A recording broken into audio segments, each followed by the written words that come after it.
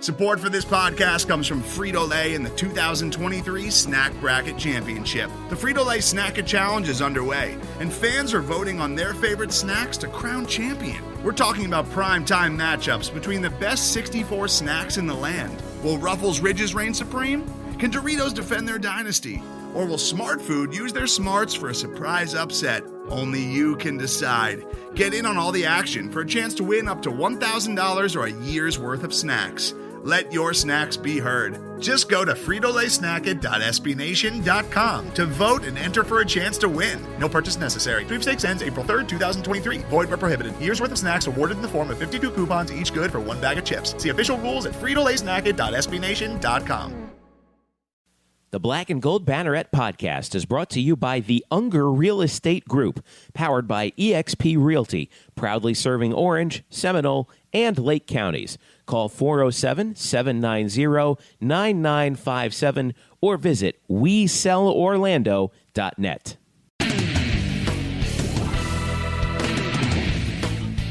Welcome to the Black and Gold Banneret Podcast. Jeff Sharon with you and the usual crew with you as well. Brian Murphy, Eric Lopez. Sorry we're getting this one out late. A couple days later than usual, but it's been a wild, wild week. Murph, where were you this week? I was in Clearwater, Florida, Jeff. Oh, you too? You too? How about that? Hey. So you were Invite. Thanks for the invite, guys. Thanks for the invite. Look, I really did. I tried to get you the Uber down, and it just didn't. They don't go to Clearwater, apparently. I'm sorry, Eric. I really did try to get you down. All right, lots to talk about. We are pretty much all baseball in the first segment, and then later on we're going to talk about football and scheduling. But I want to dive in with baseball right now because like we said, we just got back from the American Athletic Conference baseball tournament down in Clearwater. You can hit us up at blackandgoldbanneret.com. We're also on facebook.com/blackandgoldbanneret and Twitter at UCF_Banneret. Follow me at Jeff_Sharon. Follow Eric at Eric Lopez Elo. Follow Brian at Spokes_Murphy, and follow this podcast on Google Play, Apple Podcasts, SoundCloud, Stitcher, TuneIn.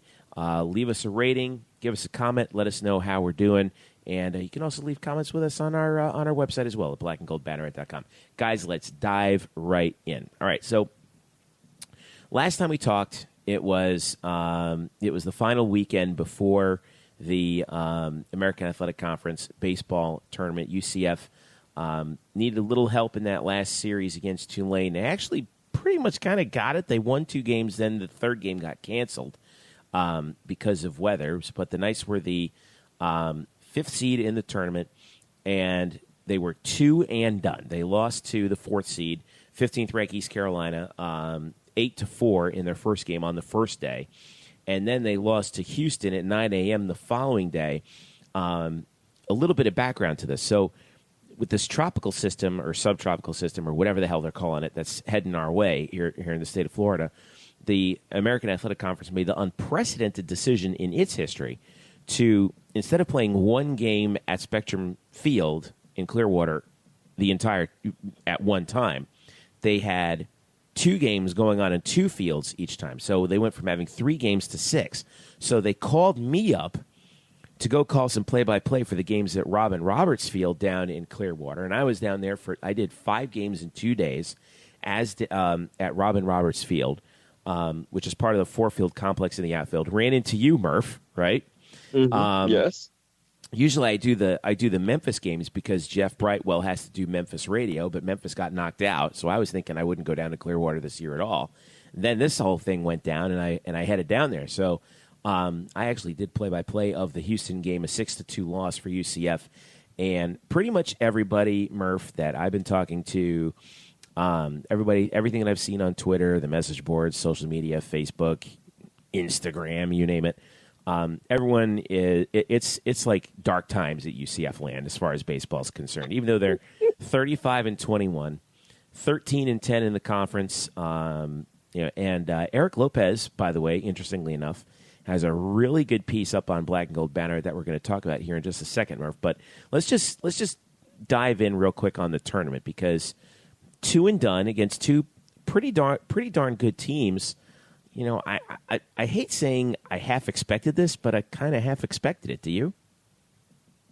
I guess kind of, but it was really disheartening in different ways, really. Like game one, they get out to this 3-0 lead in the first. Right.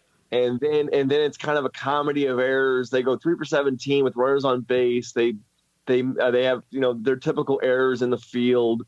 It's a game that they sort of feel like they blew.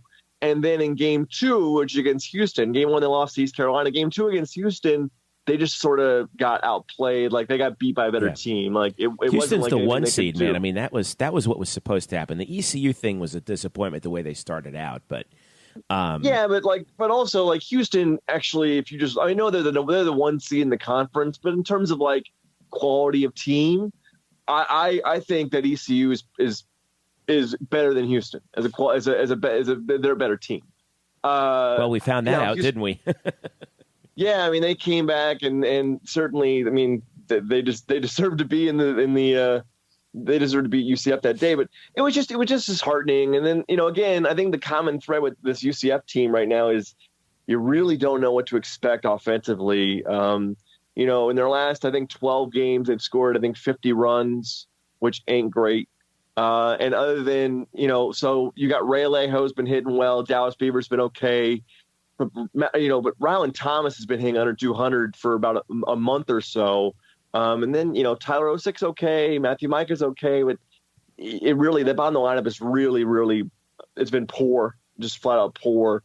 And they really need their pitching to hold guys to 3 or 4 runs to have a chance. And in both games they couldn't. And so here we are. Yeah. It does leave them with a slight margin for error when they need to win games. But the fact is, people look back on this series now and say, well, what are the tourney chances? And I'll let you sort of set that up if you would like. Well, yeah, I mean, that's the other thing, though, that was going on was, after, we talked with Lovelady after the game, and I'll be honest with you, he sounded pretty downtrodden. Here's the sound with Greg Lovelady following the Houston loss.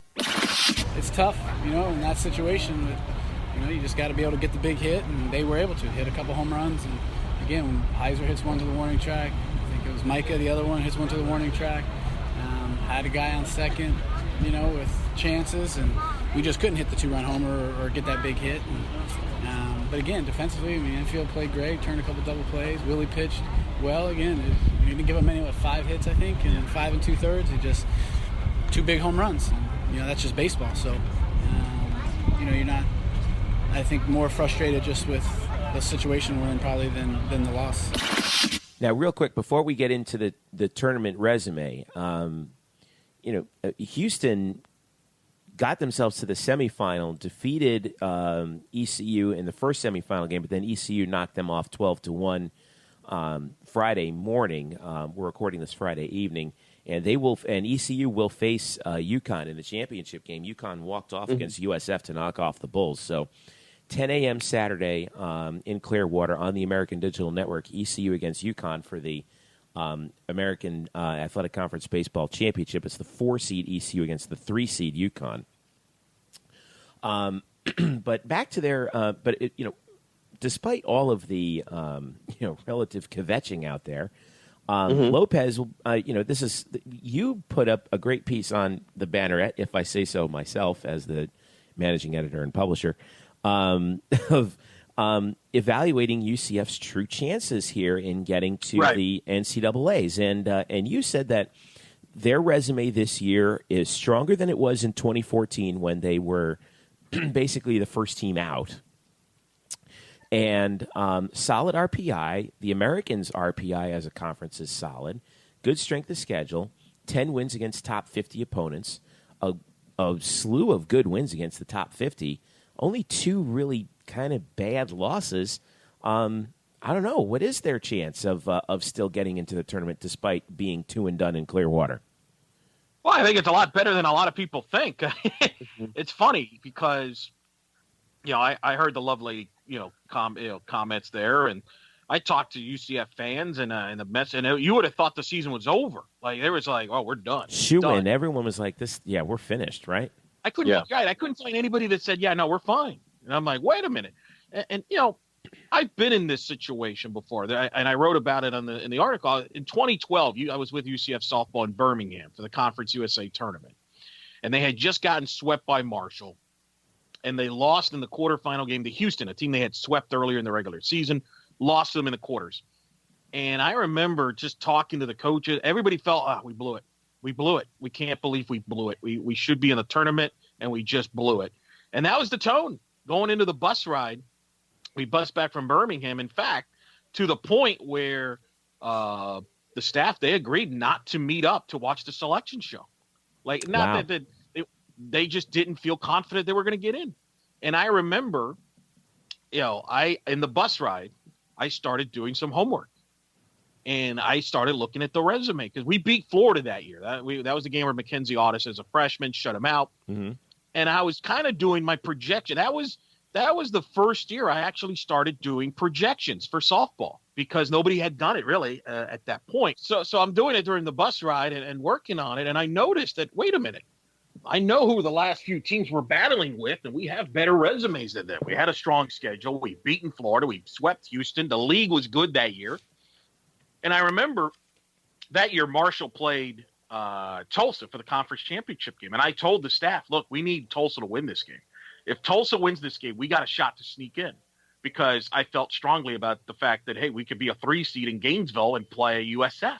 And they kind of, but they obviously, Tulsa beat Marshall, so that helped. But they were still kind of skeptical, like, you're crazy. What are you talking about? And I showed them what I had. Fast forward to the selection night. I get my phone is blowing up. Are we in? What do you think? What do you think? And I'm like, Gainesville or bust? Gainesville or bust? And of course, Gainesville is the last bracket it's announced. Naturally. Because why not? And we were the last team in. We literally got in. We played USF. We were one of the last teams in. And it was because we played a tough schedule. We beat Florida. And we just had a good resume to get in. We slipped in there. So the lesson learned here, here's the thing I learned from that.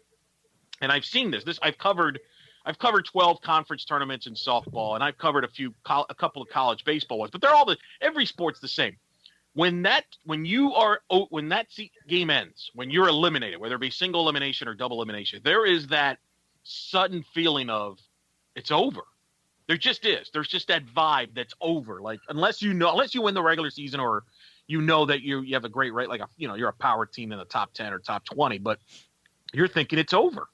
Because you blew it. You lose 2 games. You didn't play well. The fans feel it's over because that's the last image of the team. So everybody has this negative.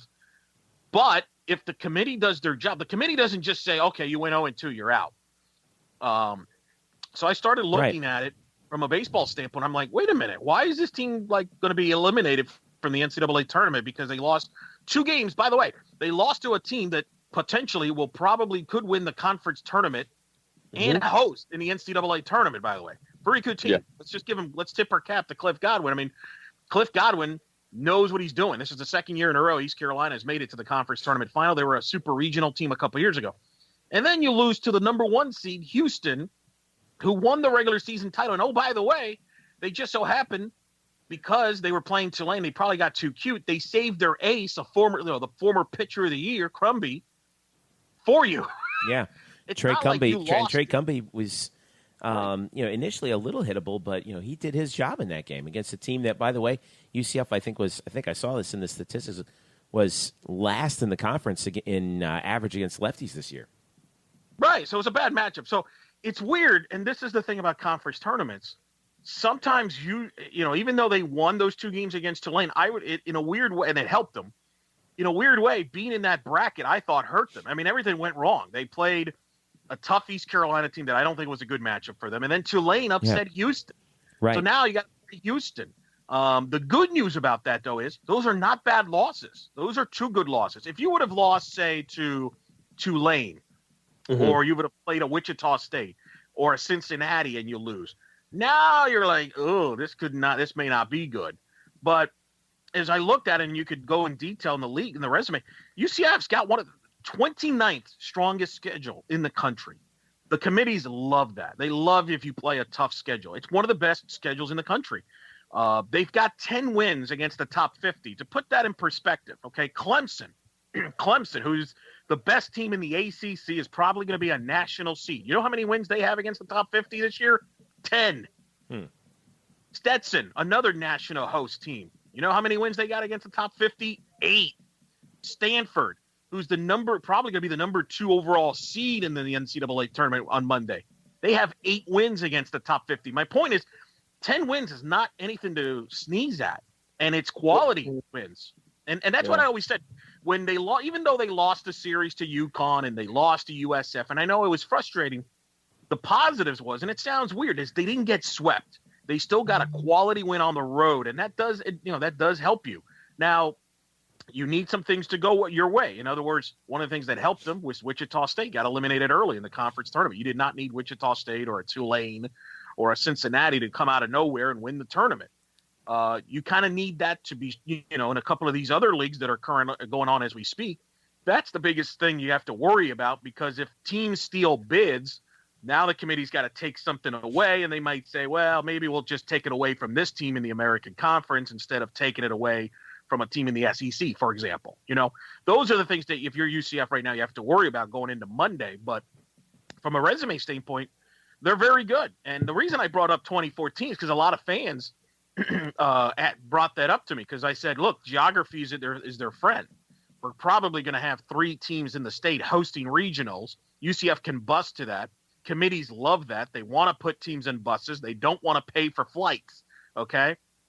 And some of the people were suggesting, oh, well, that's why, that in 2014 they got left out. Well, I broke down their resume. Their resume was inconsistent in 2014. Yeah, they had some quality wins, but they had some terrible losses. They lost to Presbyterian. They lost to Bethune-Cookman. They lost 2 out of 3 to Central Michigan.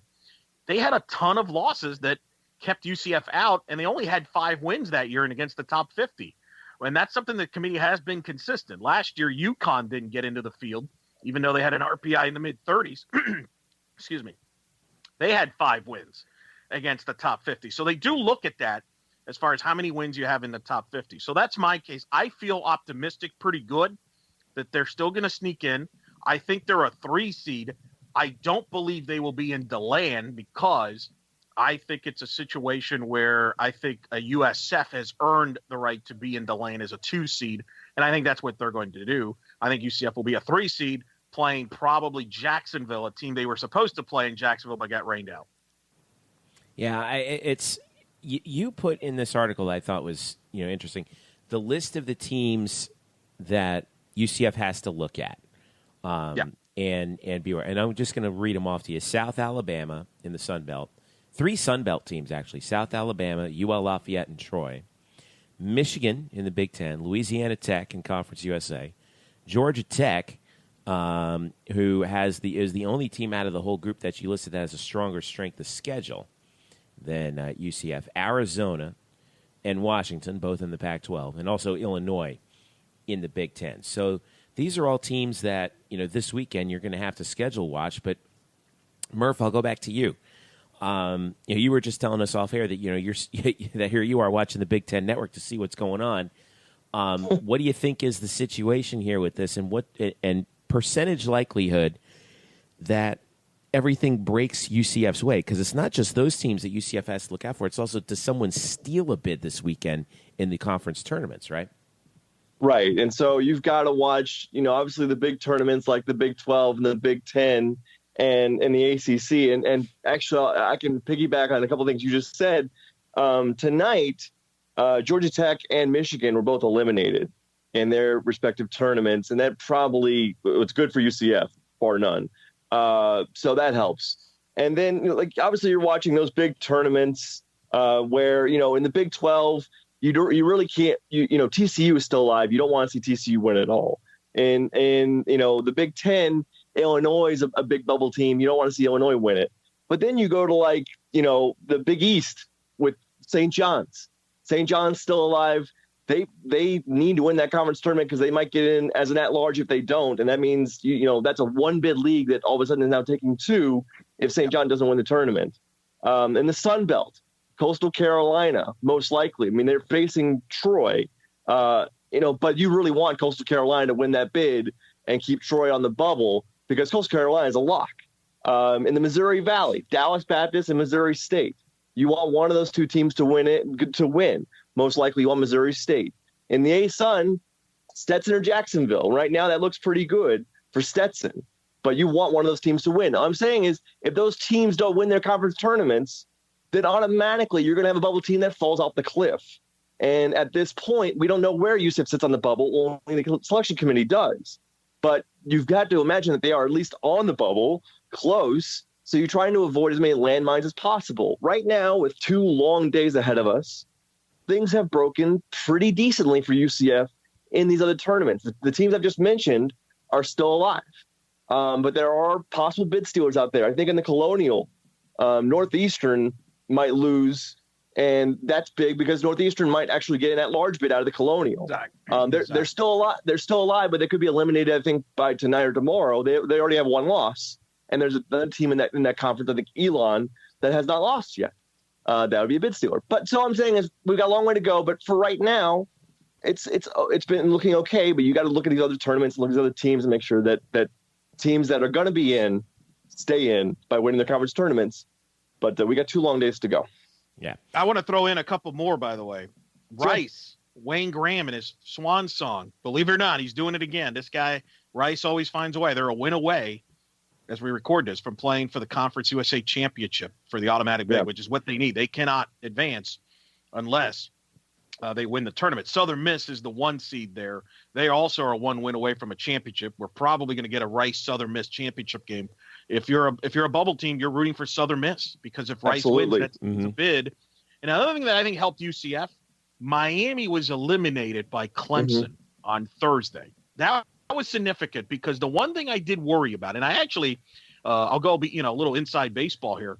My original draft, I had a paragraph about the Miami factor, and the factor is that Jim Morris's career is done, like he's retiring. Miami had won 11 in a row prior to the Clemson game on Thursday. Miami had worked themselves to 28-25. Had they beaten Clemson, they would have been in position to win their pool and advance to the semifinals.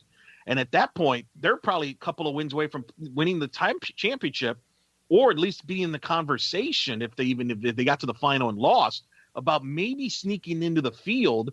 Maybe the committee gives them a going away present, retirement gift to Jim Morris and get in. And that was my biggest fear, is if Miami got in there, I think that would have possibly been at the expense of UCF because that's another Florida team. You just take one Florida team out and you put another team in. That's why, and you brought it up, Murph, good point. In the A-Sun, you're rooting for Stetson. You do not. Absolutely. You're rooting for Stetson to win the league. You don't want a North Florida, anybody else. I think Jacksonville is going to be in regardless. But those are the things you have to do. And that's why it's frustrating when you go 0-2 in a tournament or you lose in the opening round of the tournament. It is a drawn out long week because it's a helpless feeling. You have no control. I mean, you're basically at the mercy of watching all these games and hoping for certain results and hope that works out in your favor. And here's the thing. The other reason is you want Stetson to win. If Stetson wins, that just keeps improving that UCF win that they had during the midweek. That's the other thing. Like if you're UCF, as weird as it sounds, you want Florida to do well in the SEC tournament. You want teams that you played to do well. It's going to boost their RPI, boost their resumes too. Exactly. Florida State, even though you lost to them, you want them to do well. I mean, that's just how this game works. So good news that Miami got eliminated by Clemson. I don't believe with Miami's resume, which was 62-7 win. I can't see the committee giving them a reward, considering they left them out last year and ended their consecutive streak of making the NCAA tournament last year with a better resume. So I don't think UCF fans have to worry about Miami, for example, stealing a bid from them. So you just got to hope. The only thing now is as Murph said, you got to watch out for those steal bids, and you got to hope that the committee is not one of these committees that has a cap for each league. In other words, we've determined that we're only putting 4 in from the American, which I think is ridiculous.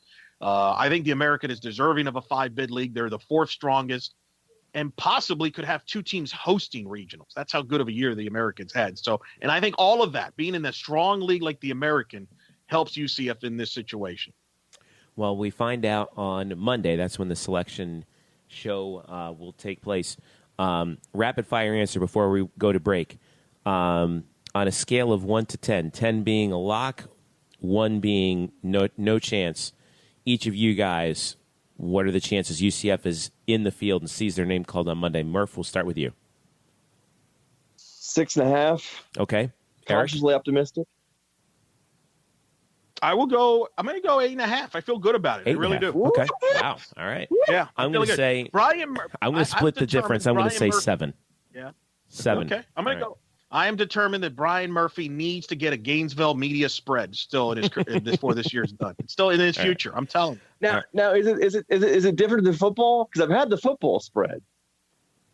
Oh yeah, you man. guys. Well, I actually media spreads. My God. Yes, it is because the dessert. This is why people hate the media.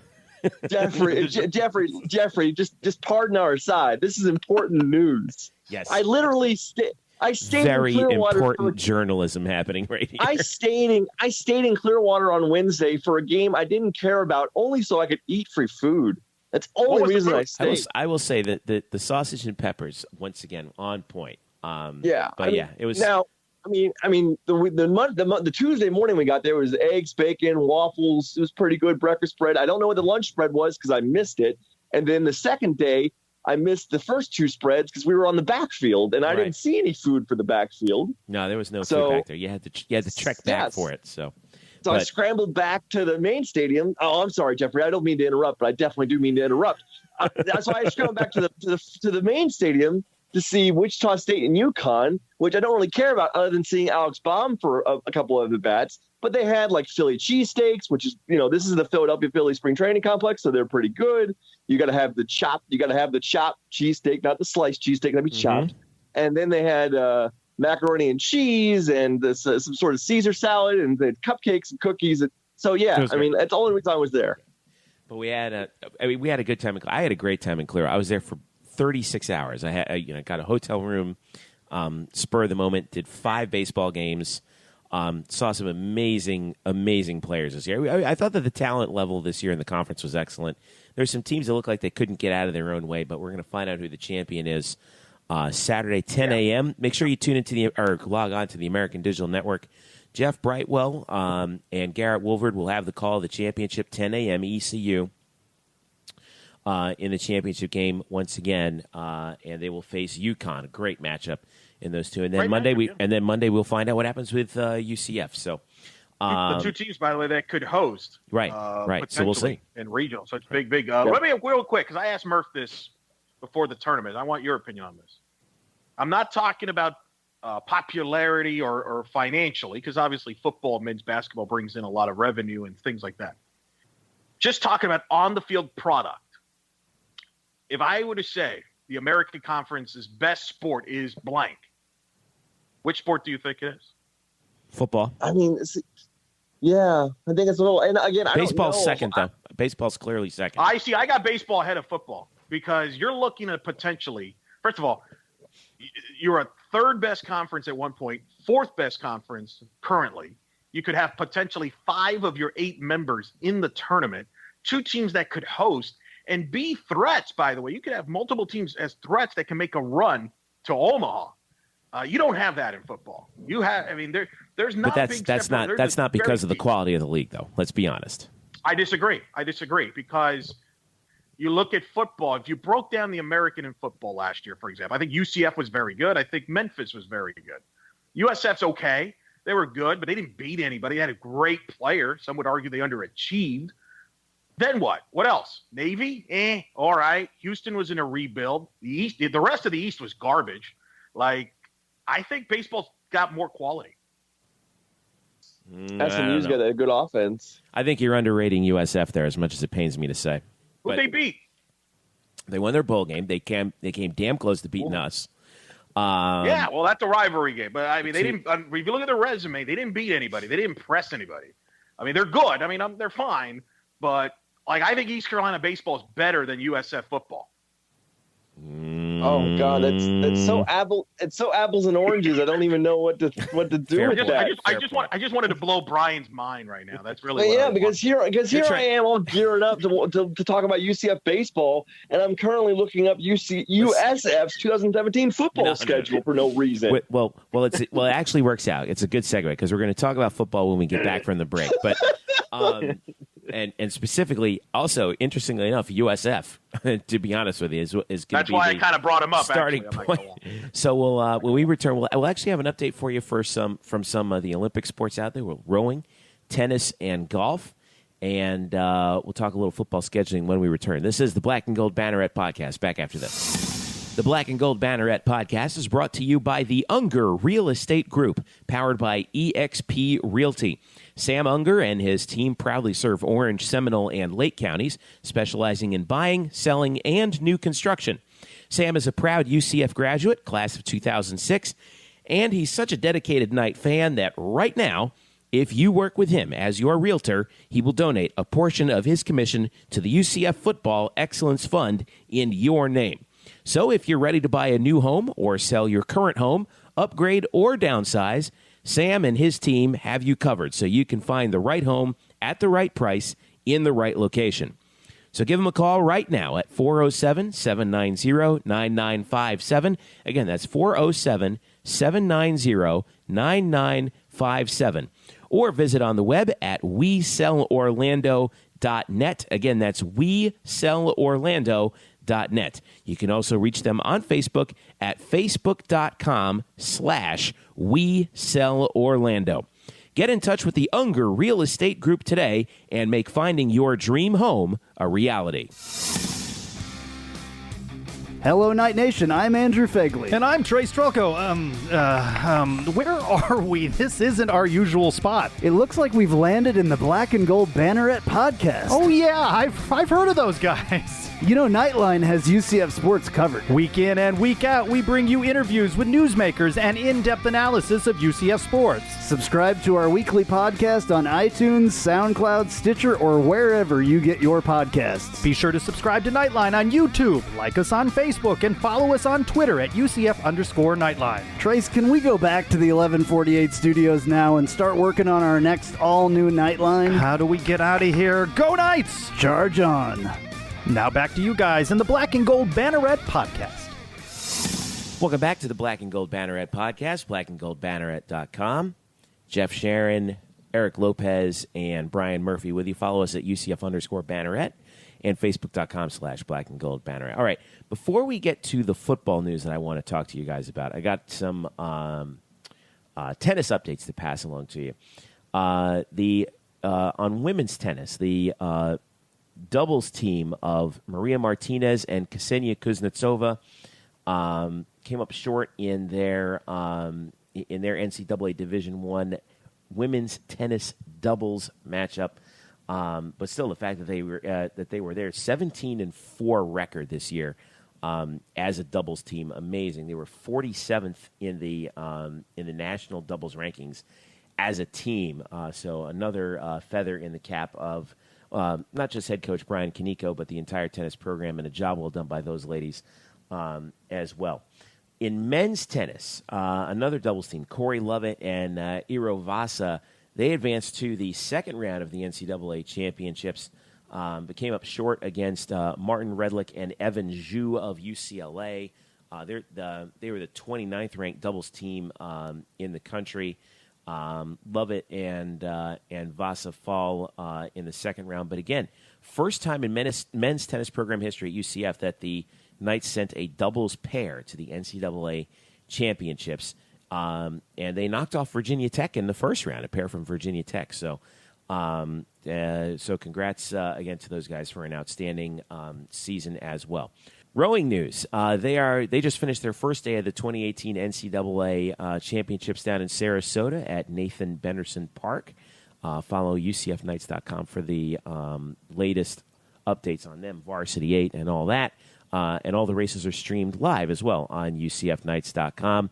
And also men's golf competing in the NCAA championships in Stillwater, Oklahoma. Keep an eye out on that as they compete in the team championship as well. All right, so let's get to the thing I wanted to talk about before we go here, and that has to do with football scheduling. And we touched upon it last week, and then the news broke that USF had inked a 3-game series, 2 in Gainesville, 1 in Tampa, with the University of Florida.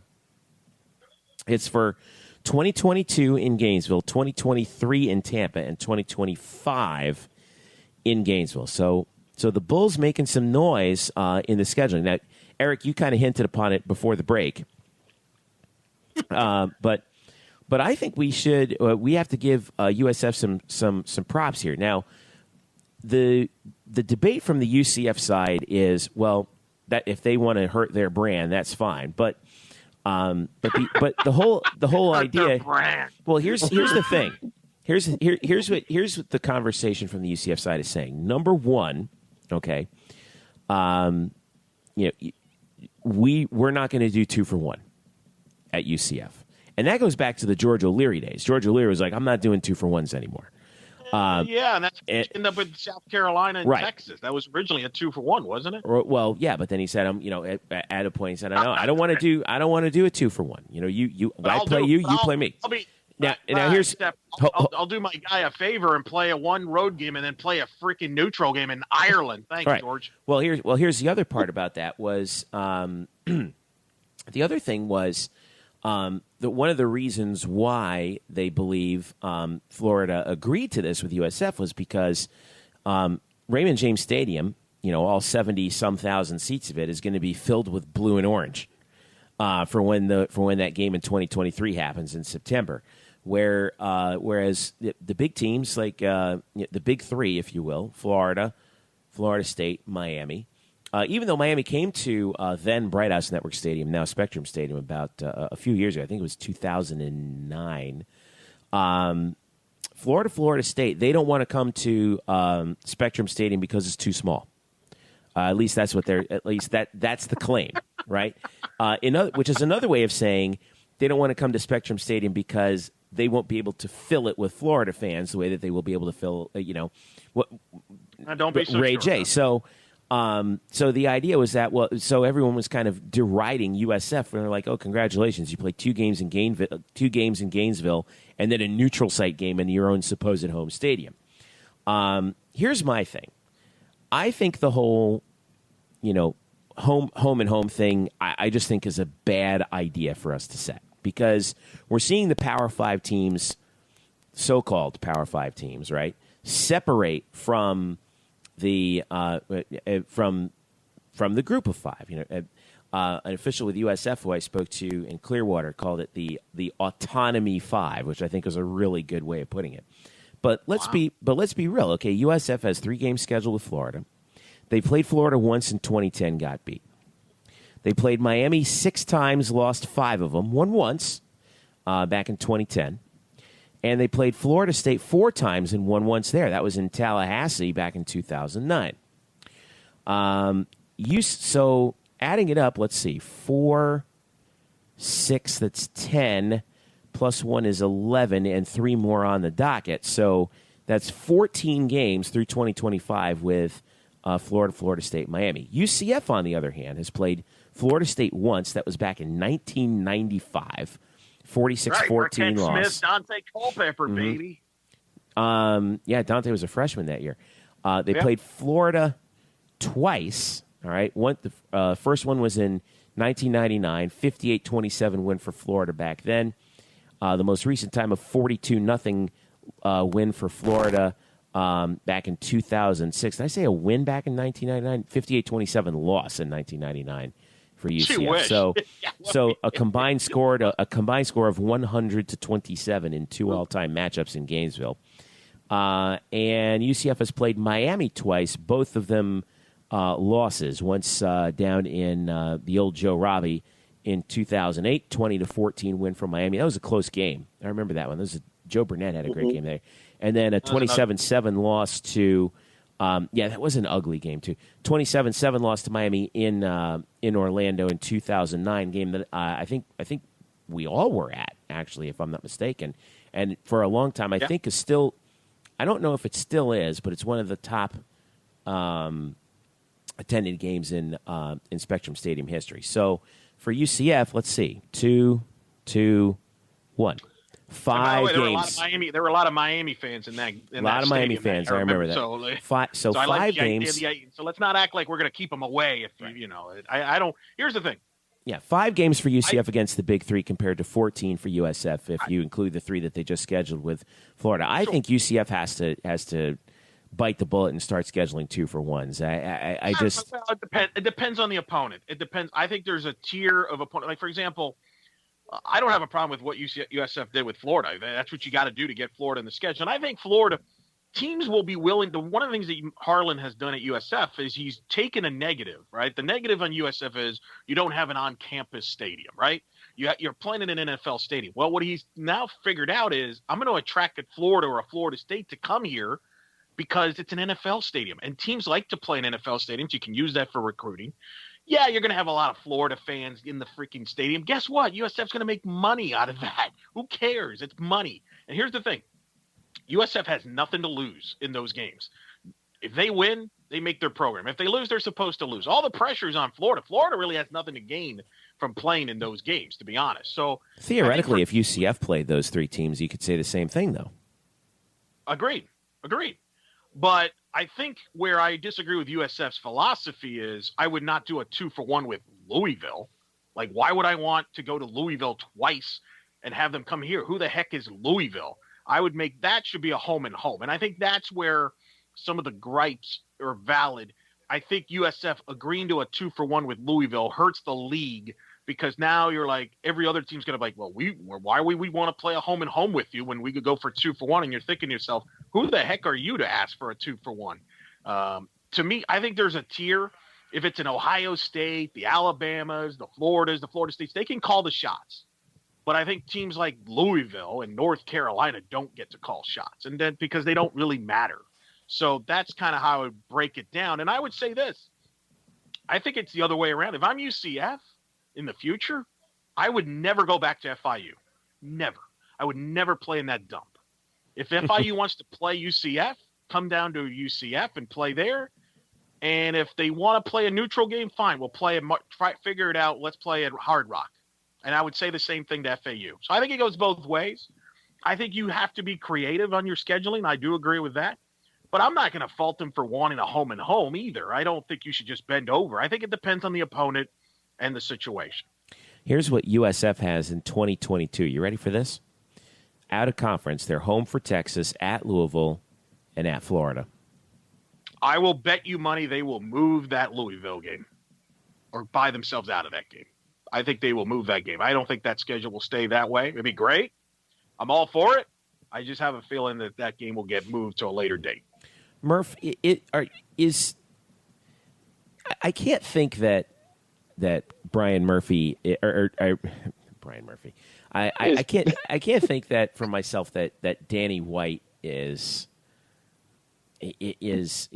not calling FSU and UF and Miami and trying to work something out here. Now I know that everyone keeps very tight-lipped on that kind of thing, so no one has any inside information. But UCF is not ducking these teams. So is this a case where are they right? Is the on-campus stadium really what's keeping Florida and Florida State from playing UCF? No, I mean, are we sure that these teams are not agreeing to play UCF because they're afraid of? I mean, I don't want to be too bold here, too much of a homer.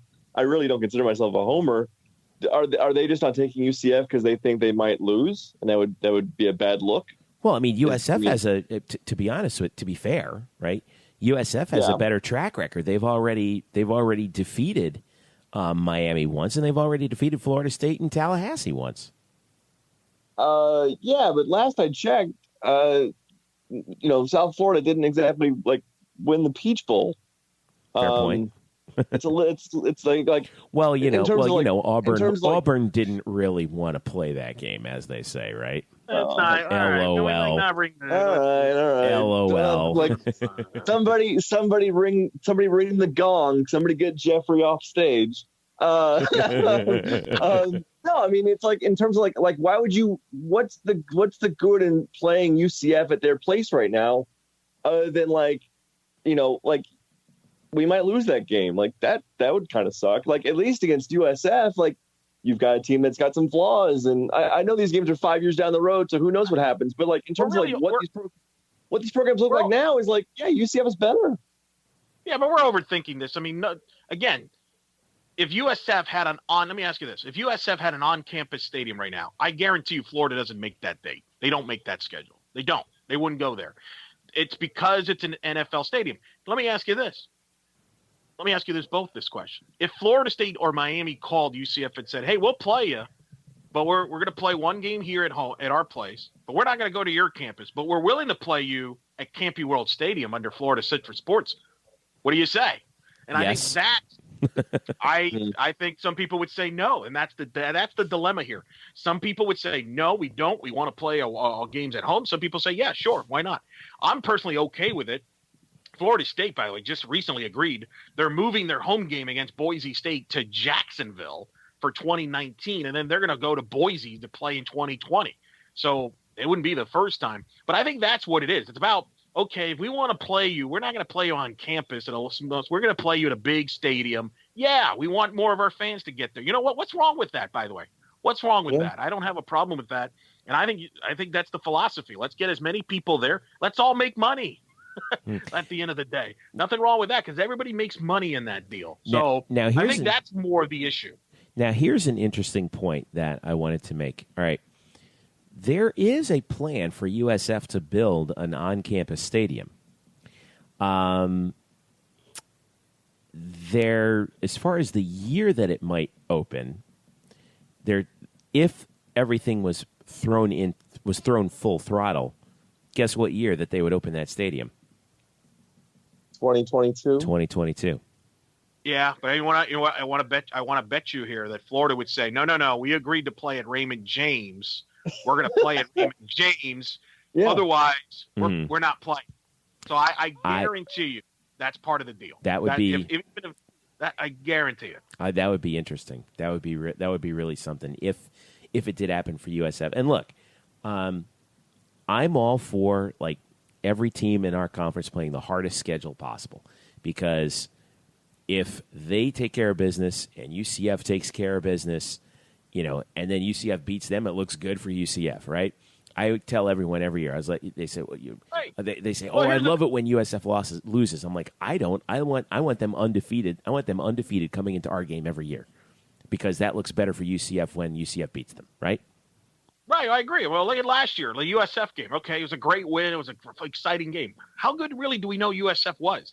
They didn't beat their best win. Murph said this off the air. Their best win, non-conference, was a bad Illinois team. They didn't beat anybody great in the regular season. That hurts.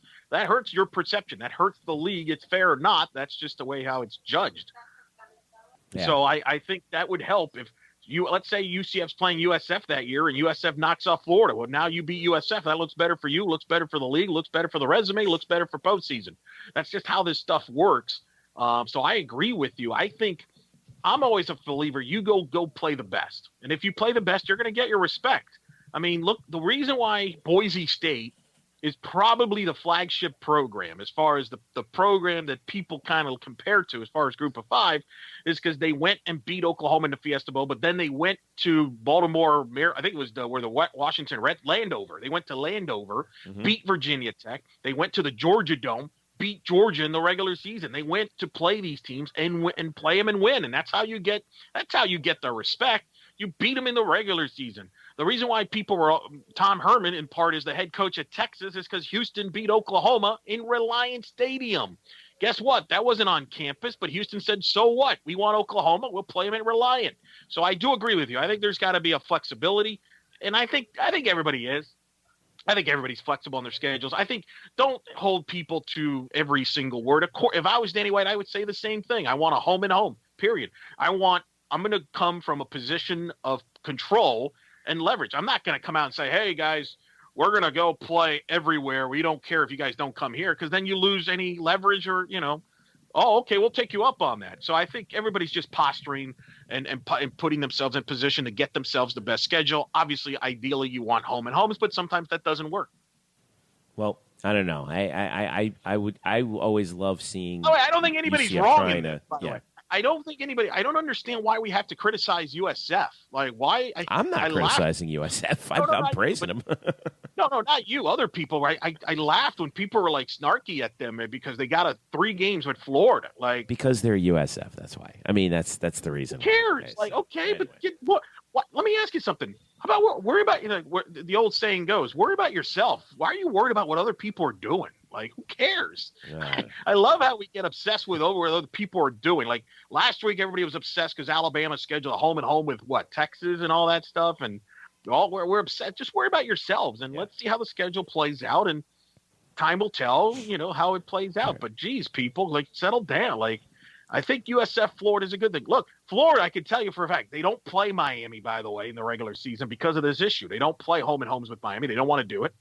It's amazing that USF was even able to get them to play a game in Tampa. I mean, that's what you have to do. I don't blame Harlan for doing it, and they're going to benefit him. But I understand where Danny White's coming. There is a possibility that both sides have a point.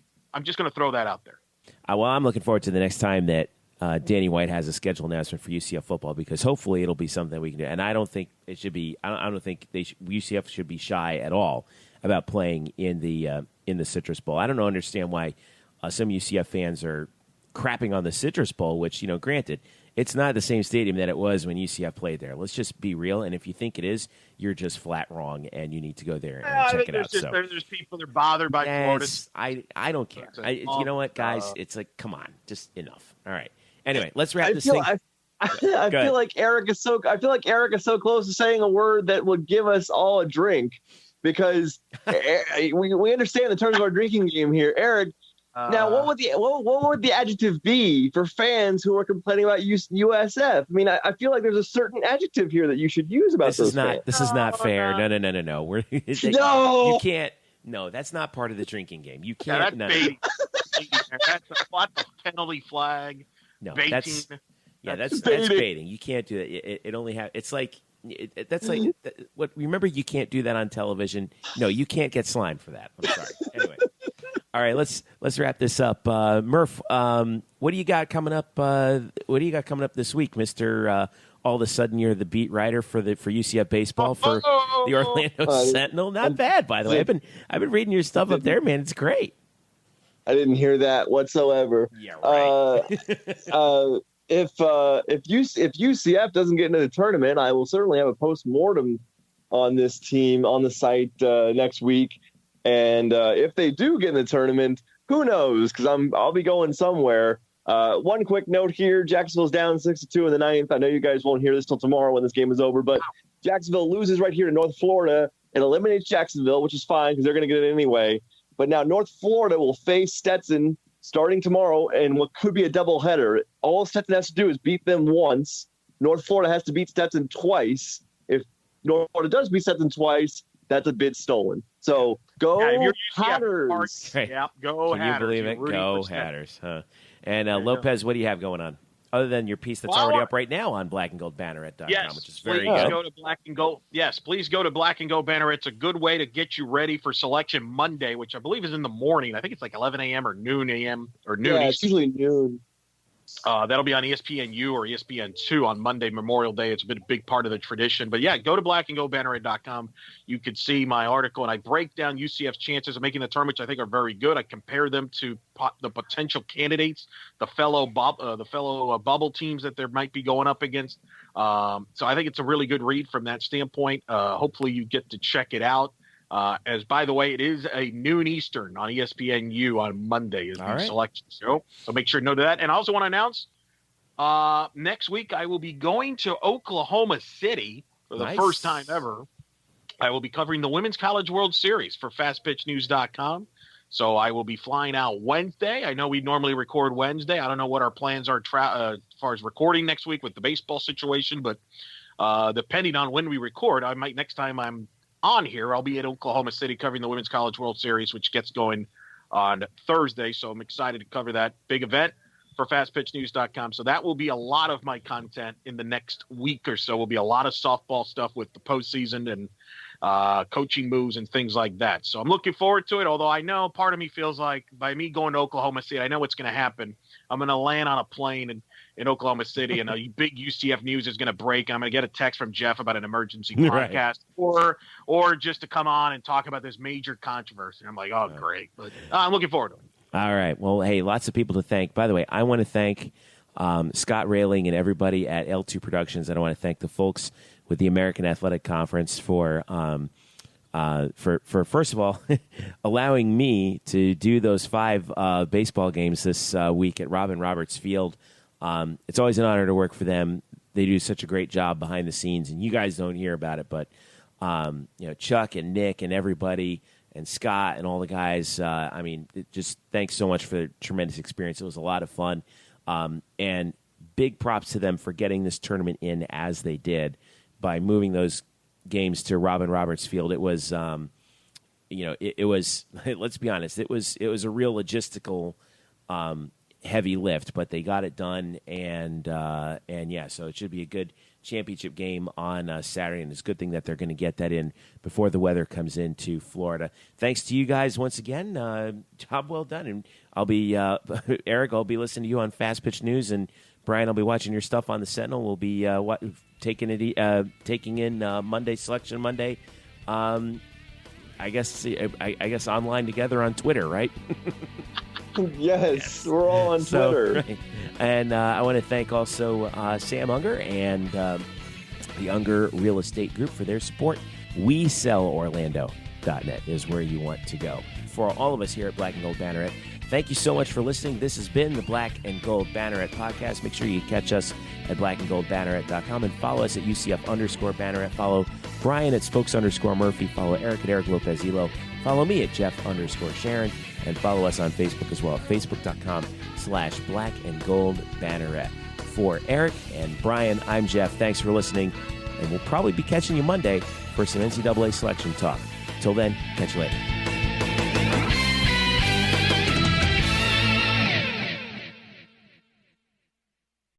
Today's episode is brought to you by Cars.com. With over 2 million vehicles and 50,000 more added every day, Cars.com will match you with the perfect car for you, your budget, your life, your style. And if you're ready to say goodbye to your current car, Cars.com will get you an instant offer to cash it in. Just start by entering your license plate and get matched with a local dealer who will write you the check. So whether you're looking to buy or sell, just go to Cars.com. It's magical.